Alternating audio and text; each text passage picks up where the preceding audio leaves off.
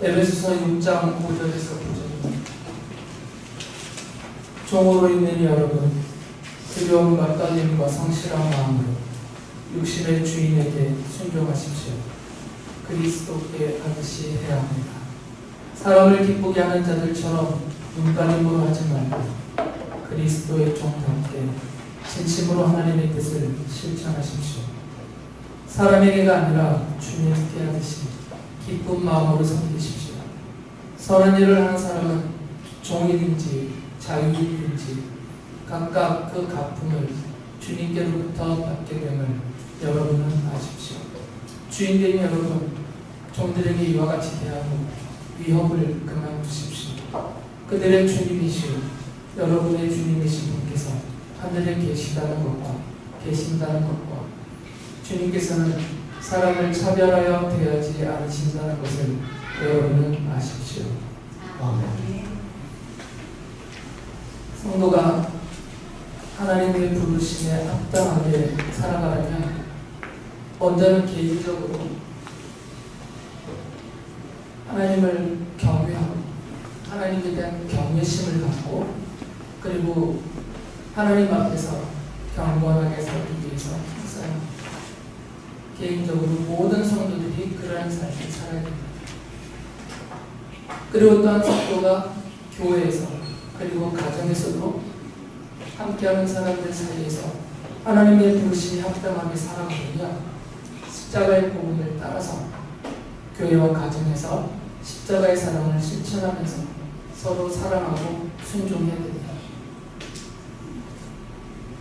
이처럼 성도가 개인적으로 그리고 교회와 가정에서도 성도로서 합당하게 살아가야만 하지만 그러나 성도는 또한 이 사회를 구성하고 있는 사회 구성원으로서 사회 일부로서 사회에서도 하나님의 부르심에 합당하게 살아가야 합니다. 이것이 둘로 나누어지면 안 됩니다. 예전에는 이 언론 사상이 교회 안에 가득하여서 그건 잘못된 가르침이었습니다. 이단의 가르침이었는데 둘로 나누는 생각을 늘 갖고 살았습니다. 선과 악을 나누고 하나님께 속한 것은 다 선이고 하나님 바깥에 세상에 있는 것은 다 악이고 그리고 하나님의 백성들의 모임인 교회는 선한 것이고 교회 밖 세상은 악한 것이고 이렇게 다 이원론으로 나눠놨습니다. 그러니까 성도들이 어디에서 더욱 힘을 쏟고 집중했냐면 교회 안에서 자신에게 있는 재능 또 힘 그리고 자기의 소유 이 모든 것들을 교회 안에서만 다 쏟아부었어요. 교회 안이 거룩한 곳이고 하나님이 계시는 곳이고 하나님을 뵐 수 있는 곳이다라는 그런 생각을 가졌기 때문에 틀렸다는 말은 아니지만 그건 잘못된 가르침을 따르기 때문입니다. 이 온 우주와 세상을 창조하신 하나님의 계시는 자리가 교회밖에 없겠어요. 이 온 우주가 하나님의 소유입니다. 하나님이 안에 계시는 곳이 없는 곳입니다. 둘로 나누면 안 됩니다. 그러니까 성도는 교회 안에서도 하나님의 백성이고 교회 바깥에서도 하나님의 백성이고 가정에서도 하나님의 백성이고 학교에서도 하나님의 백성이고 직장과 사회에서도 하나님의 백성인 것이죠. 그러니까 개인적으로 그리고 가정에서 교회에서 성도로서 하나님의 부르심을 받은 성도로서 합당하게 살아가고자 한다면 동시에 내가 매일 살면서 대부분의 시간을 쓰고 있는 사회에서도 성도로서 하나님의 부르심에 합당하게 살아가야만 합니다. 바울은 그것을 지금 말해주고 있는 거죠. 사도 바울은 당시의 그 로마 시대잖아요.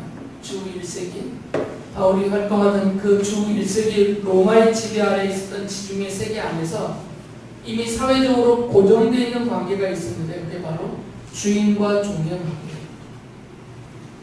이것을 맞는 일이다. 당연한 것이다. 앞으로 모든 사회는 주종의 관계로 형성이 되어야 된다. 이걸 말하는 것이 아니에요. 그 당시의 시대상이 그랬기 때문에 주인과 종의 관계가 사회를 구성하고 있는 가장 중심된 관계였었어요. 이게 기둥이고 여기서 격까지로 나머지의 관계가 다 형성이 돼 있었거든요. 이것은 궁궐에서도 그렇고 가정에서도 그렇고 농가 밭에서 그렇고 어디를 가든 그 기본 구조는 주인과 종의 관계예요. 나머지는 여기에 다 곁으로 연결되어 있었을 뿐입니다. 그래서 바울 사도가 당시 로마 시대의 가장 핵심적인 관계인 주인과 종의 이 관계를 예로 드는 거죠. 이것을 인정하는 것이 아니라 그 당시 시대적인 관계의 핵심이기 때문에 주인과 종의 관계를 예로 들면서 성도가 사회에서 하나님의 부르심에 합당하게 살아가려면 어떻게 해야 하는가를 알려주는 것입니다. 물론 현대 사회에서는 이런 계급적인 주종의 관계는 없어요. 있으면 안 돼요. 그건 아주 발달되지 않은 미개한 사회의 독재국가 안에서나 있는 일이에요. 자유민주주의가 발전된 그런 문명화된 국가 안에서는, 그런 사회 안에서는 계급적인 주종관계는 없습니다. 그리고 반드시 없어져야 될 관계예요. 하지만 여러 형태의 조직과 구조 안에서는 상하 관계가 형성이 될 수밖에 없습니다. 사람들이 함께 어우러져서 살면서 어떤 활동을 할 때 반드시 그 사람들 사이에서는 조직이 있고 구조가 갖춰져요. 이런 조직과 구조 안에서 상하의 관계가 형성이 될 수밖에 없습니다. 이거는 선한 것도 아니고 악한 것도 아니에요. 사회 구조적인 현상일 뿐입니다. 그래서 바울이 이 당시 로마 시대 때 주인과 종의 관계를 예로 들면서 말했던 이 내용은 계급적인 주종의 관계가 아니라 이 사회의 구조와 조직 안에서 형성되어 있는 상하 관계 속에서 그 옆으로 펼쳐지는 모든 관계 속에서 살아가는 현대의 성도들에게 적용할 수 있는 그런 말씀입니다. 나는 종이 아닌데, 나는 주인이 아닌데, 이것이 아니라 이것은 예입니다. 여기서 하나의 원리를 제공하고 있는 거죠. 그래서 바울은 성도가 사회에서 하나님의 부르심에 합당하게 살아갈 수 있도록 이런 주종 관계를 예를 들면서 두 가지 면으로 성도들에게 권유합니다. 두 가지 면입니다. 첫째는 태도의 면. 성도가 사회에서 하나님의 부르심에 합당하게 성도답게 살아가려면 다른 사람들을 대하는 태도가 중요해요. 이 태도에 달려 있어요. 왜 그러냐면 그 사람이 성도답느냐, 그 사람이 하나님의 자녀의 백성다운가를 누가 평가하냐면 사람들이 평가하거든요. 하나님의 평가를 우리가 어떻게 합니까? 느낀다라고 말씀하시는 분들이 있지만 그것을 어떻게 객관적으로 증명하겠습니까? 하나님이 나를 사랑한다. 하나님이 나를 거룩하게 여기신다. 하나님이 나를 기뻐하신다. 하나님이 나를 성도답다고 여겨주신다. 그리고 내가 사회에서 하나님의 자녀답게 잘 살고 있다. 그걸 어떻게 아냐면 하나님의 평가를. 우리는 간접적으로 하나님의 평가를 받아들일 수밖에 없는데 그것은 사람들의 평가입니다. 우리를 바라보고 있는 사람들의 평가에 하나님이 우리를 어떻게 여기시나가 담겨져 있어요. 그리고 실제로 하나님 거기다 담아주셨습니다. 그래서 성경은 전체에서 하나님께만 잘하라 이렇게 안 가르쳐요. 당장 눈앞에 보이는 너의 형제들에게, 이웃들에게 잘하라. 그것이 나에게 잘하는 것이다 하고 가르치세요. 사도 요한은 아주 강하게 강조합니다. 눈에 보이는 형제도 사랑하지 못하면서 하나님을 사랑한다라고 말하는 것은 거짓말하는 것이다 하고까지. 그러니까 성도들이 이 사회에서 하나님의 부르심에 합당하게 살아가고 있는지, 정말 성도답게 하나님의 자녀의 백성답게 그런 인격과 그런 말과 그런 행동을 하며 살고 있는지에 대한 평가는 사람들에게 달려있습니다. 아무리 자기가 스스로 경건한 채도, 자신이 아무리 하나님의 사람이 있나 물줄대도 사람들로부터 손가락질 당하고 있으면 스스로 자기를 속이는 거짓말에 빠집니다. 그렇게 될 수가 없어요. 우리의 신앙은 칭찬하지 않을지언정 우리의 행실에 대해서는 칭찬할 수 있습니다. 우리가 믿는 하나님에 대해서는 그들이 무지하기 때문에 그것에 대해서는 뭐라고 하지 않을 수 있어요. 하지만 내 말과 나의 행실을 보고 사람들이 평가하면서 칭찬하거나 또는 비난할 수가 있기 때문에. 그래서 바울이 먼저 다른 사람들을 대하는 태도에 대해서 말합니다. 에베소서 6장 5절에서 이렇게 말하죠. 종으로 있는 여러분, 두려움과 떨림과 성실한 마음으로 육신의 주인에게 순종하십시오. 그리스도께 하듯이 해야 합니다. 여기서 주인과 종에 대한 얘기가 아니다라고 제가 말씀을 드렸어요. 그 당시에 계급적인 구조 아래서 종에 위치해 있는 사람은 사회의 그런 종으로서 그 사회 구성원으로 살고 있기 때문에 그 자리에서 주인을 포함한 다른 사람들을 어떻게 대하나요? 바울이 강조하는 것이 있습니다. 두려움과 떨림과 성실한 마음으로.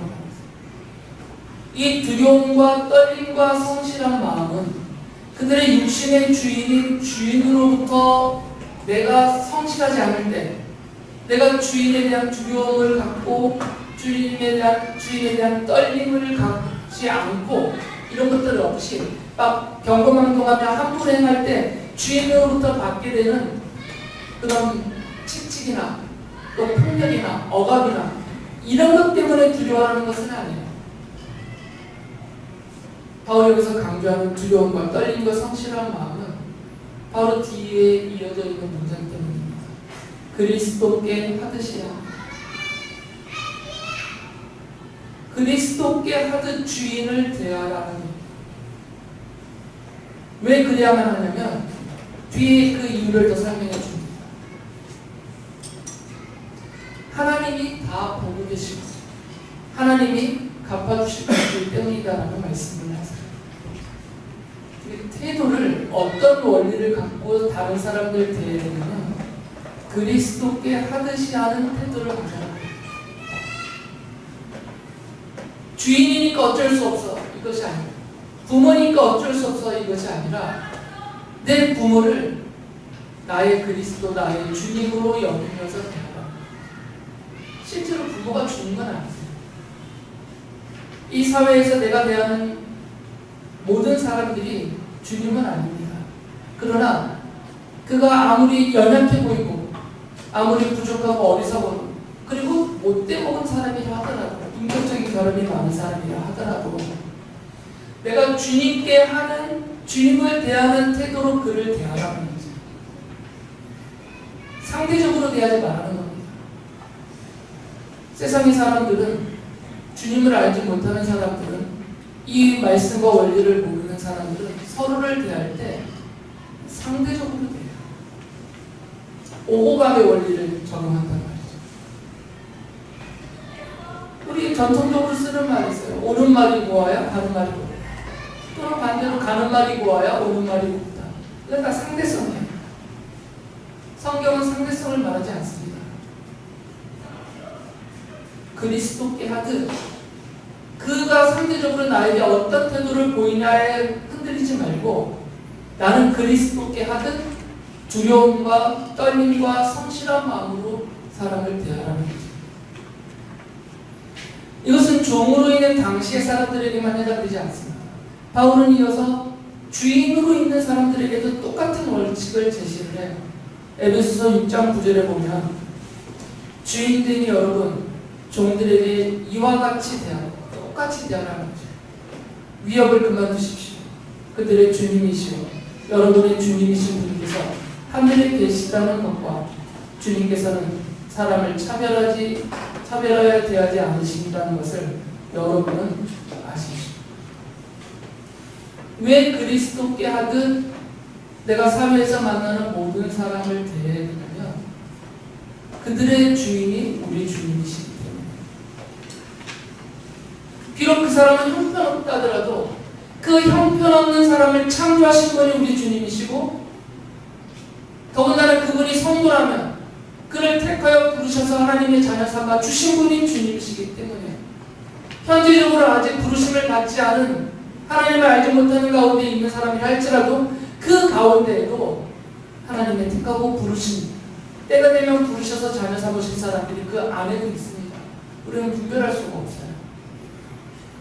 그러니까 모든 사람들의 창조주요 주인이신 우리 주님이 나의 주님이시고 그의 주님이시니까 주님을 대하듯 그리스도께 하듯 그렇게 대하라는 것입니다.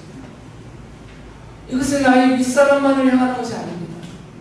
나보다 연배가 낮은 나이 어린 사람들이든 또는 회사나 학교나 어느 곳에서든 이런 사회적인 구조와 조직 안에서 위아래가 나뉘어져 있는 그런 상태에서 조금 위에 있는 그 자리에 있는 성도들이라 하더라도 자기보다 낮은 자리에 있다 여겨지는 사람을 향하여서 똑같은 태도를 가지라는 것.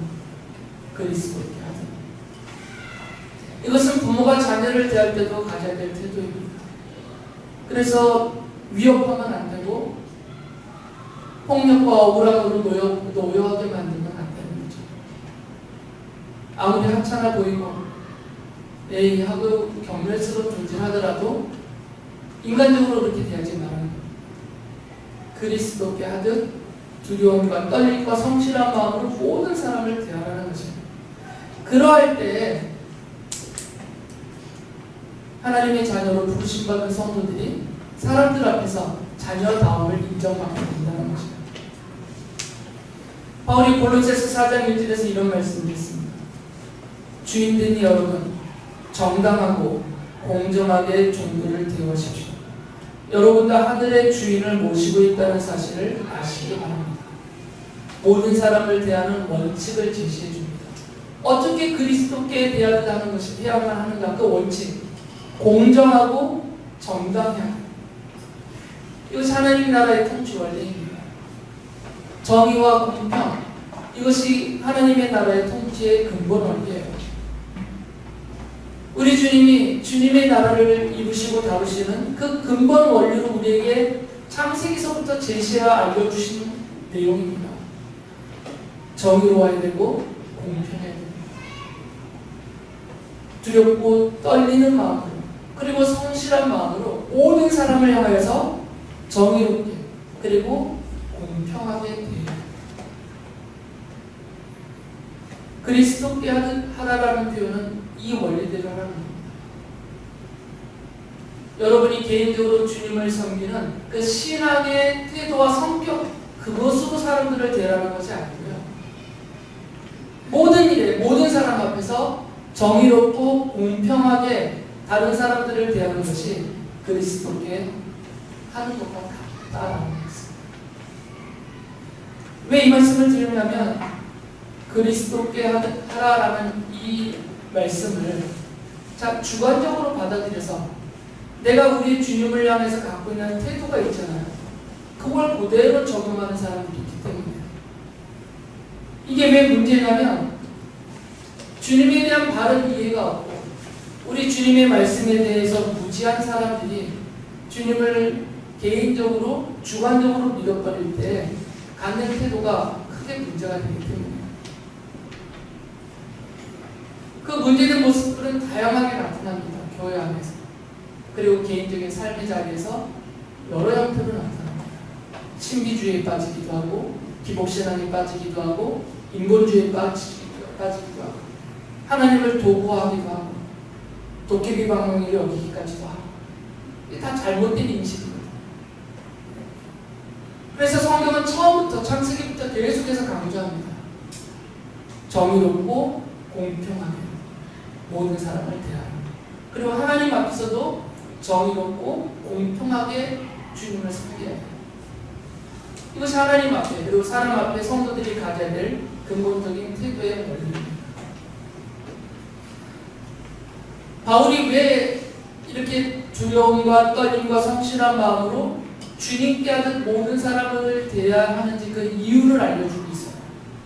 디모데전서 6장 1절에 보면 종의 멍에를 메고 있는 사람은 자기 주인을 아주 존경할 뿐으로 여겨야 합니다. 그렇게 하여야 하나님의 이름과 우리의 가르침에 욕이 돌아가지 않을 것입니다. 이 이게 이유예요. 왜 모든 사람을 두려움과 떨림과 진실한 마음으로 주님께 하듯 대해야 하냐면, 그렇게 해야 하나님의 이름과 우리의 가르침, 곧 십자가의 복음, 하나님의 이름과 십자가의 복음에 욕이 돌아가지 않는다는 겁니다. 간단한 예를 들면, 개인적으로는 신앙생활 잘하고 있다라고 자부심을 갖고 사는 분이, 어떤 성도님이 있다고 하는데, 이분이 교회 안에서 그리고 하나님 앞에서는 거룩하고 경건한 모습으로 칭찬을 받는 모습이 드러날 수 있어요. 그런데 이분이 회사에 가서 거기서 보이는 태도가 조직과 구조의 상하관계에서 위에 있는 사람이든 자신보다 아래에 있는 사람이든 이 사람들 전체적인 평가가 쟤는 못된 애다, 자기밖에 모른다, 소리 하나 안 보려고 한다, 희생도 없다, 우리 조직을 해치는 사람이다, 이렇게 평가를 받고 있다면 사람들이 이 개인만 비난하는 것이 아니라 그 성도에게 붙여진 하나님의 이름이 욕을 먹는다는 얘기예요. 왜 그러냐면 그 사람은 하나님의 자녀야, 하나님의 백성이기 때문에. 그 앞에 하나님이라는 이름이 붙어있기 때문에. 그리고 기독교의 근본 원리이고 핵심이고 뿌린 이 십자가의 복음, 바울이 목숨을 내바쳐가면서 가르쳤던 십자가의 복음이 욕을 먹어요. 이 십자가를 보면서 사람들이 조롱하게 된다는 거죠. 야, 저게 무슨 가르침이냐, 저게 무슨 기독교의 사랑이냐 하면서 손가락질하게 된다는 거죠. 그래서 바울이 모든 사람을 대할 때 그리스도께 대하듯, 그리스도께 하듯 하라라고 말하는 거죠. 상대적으로 하지 말고. 비난하는 사람들은 자기가 잘못했으면서도 비난하거든요. 자기가 훨씬 못했으면서도 비난하거든요. 비난하는 사람들은 자기를 보면서 상대적으로 비난하지 않습니다. 비난할 때 아주 절대적으로 그 사람에 향해서 완전히 쏟아보면서 비난을 해요. 그러니까 당하는 사람 입장에서는 억울할 수도 있어요. 현실적으로 내가 저 사람보다 훨씬 열심히 일하고 있는데, 내가 저 사람보다 훨씬 정의롭고 훨씬 공평하게 모든 일을 하면서 모든 사람을 대하고 있는데 나를 비난할 자격이 없어 보이는데 그래도 저 사람은 나를 비난해요. 그 사람이 옳고 그름은 주님 앞에서 그 사람이 받을 판단이고, 그 사람의 비난은 나의 몫인 거죠. 내가 조롱당하고 비난당하는 것은 결국 성도로서 내 앞에 붙어있는 하나님의 이름이 욕을 먹는 것이고, 우리가 전파하고 가르치고 고수해야 될 이 십자가의 복음 자체를 욕먹이는 일이 된다는 거죠. 그래서 상대적으로 서로를 대하지 말고 절대적인 관계로, 주님과 교회는 절대적인 관계잖아요. 우리 주님과 성도인 우리들의 관계는 절대적인 관계거든요. 이 절대적인 관계를 근거로 해서 서로를 대하는 것입니다.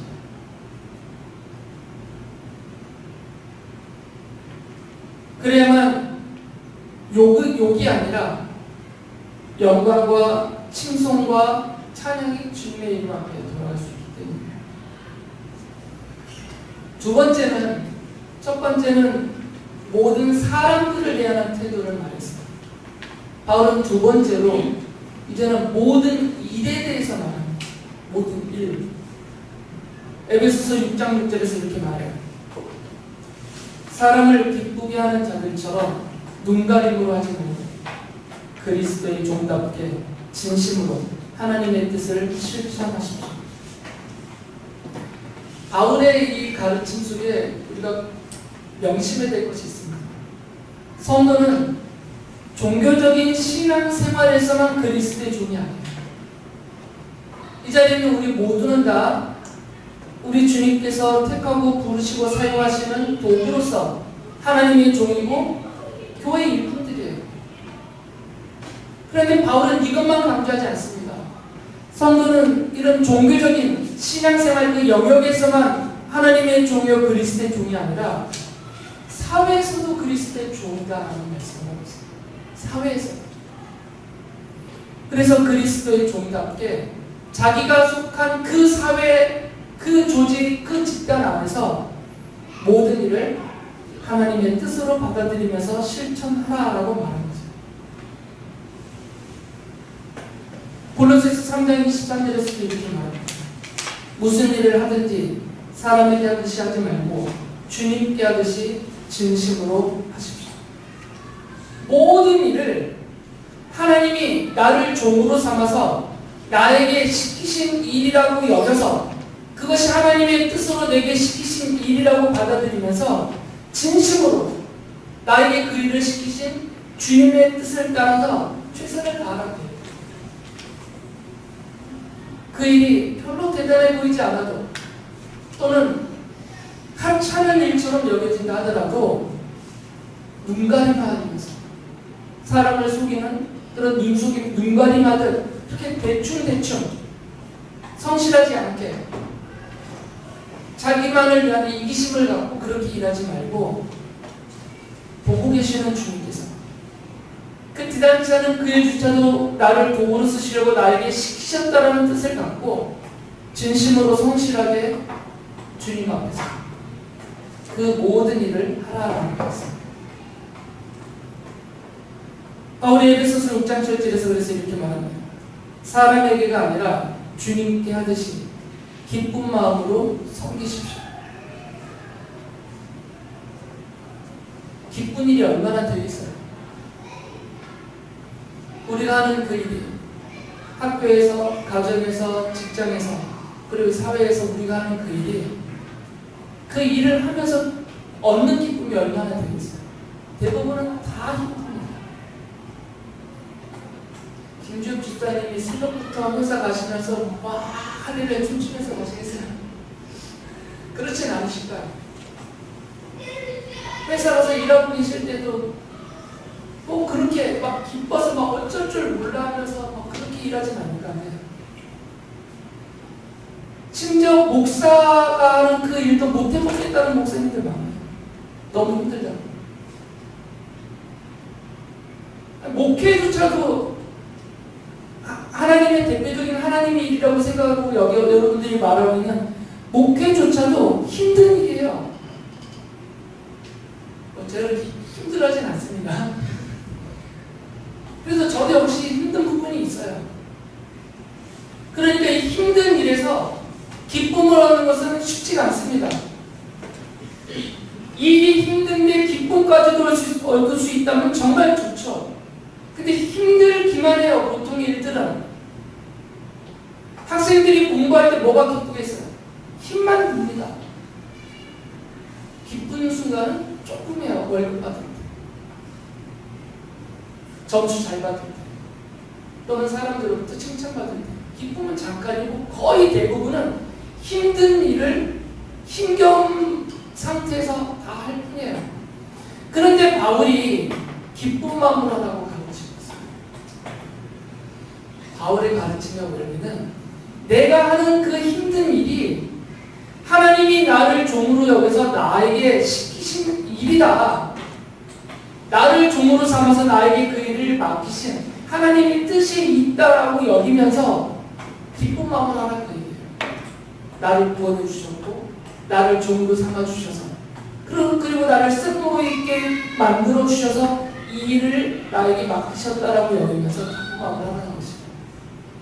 비록 그것이 신앙적인 일이 아니어도, 성경적인 일이 아니고 교회적인 일이 아니고 종교적이고 신앙적인 일이 아닌 그냥 일반적인 일이라 하더라도 그 일을 하도록 나를 택하고 부르시고 그 자리에 세우셔서 그 일을 맡겨주신 주님의 은혜를 생각하면서 기쁜 마음으로 하라는 거죠.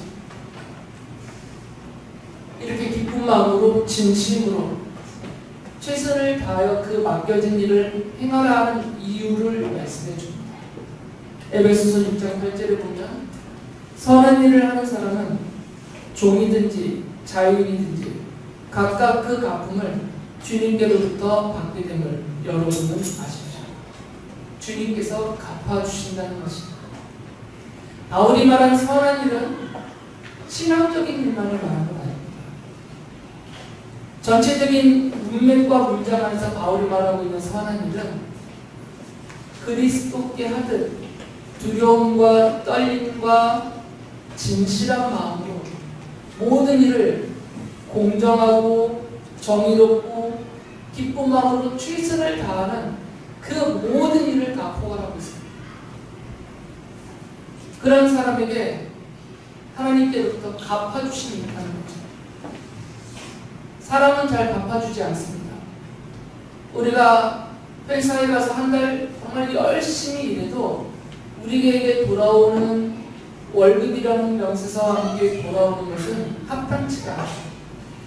충분하지 않습니다. 노동자들에게 자본가들은 정당한 노동의 대가를 주지 않습니다. 그걸 주는 순간 자기의 이익이 그만큼 감소되기 때문에. 그래서 최대한 억울할 정도로 최대한 줄여서 적게 주려고 합니다.